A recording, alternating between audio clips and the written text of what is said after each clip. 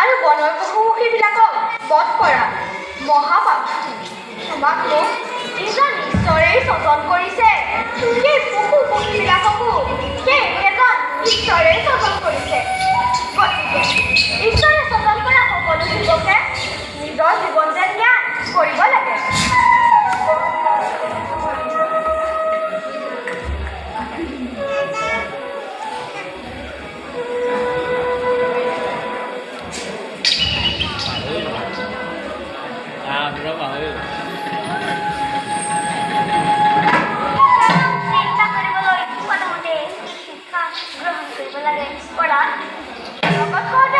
চিন্তা কৰিবলৈ প্ৰথমে তেওঁ অনন্ত মহিমা কীৰ্তন কৰিব লাগে।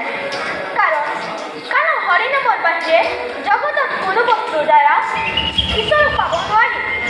পবিত্ৰ হৰি নাম গাবলৈ সকলোৱে ভাল হয়। ঈশ্বৰে আমাক মংগল কৰিব।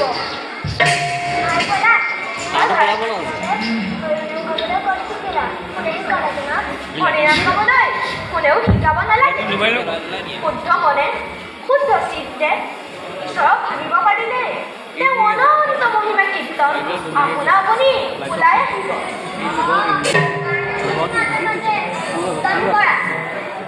বাৰু খাই হওক, এতিয়া কথাই থাকিলে বিজয় কৰা সময় পাৰ হৈ যাব। জলাত তুমি আমাৰ লগত যাবানে?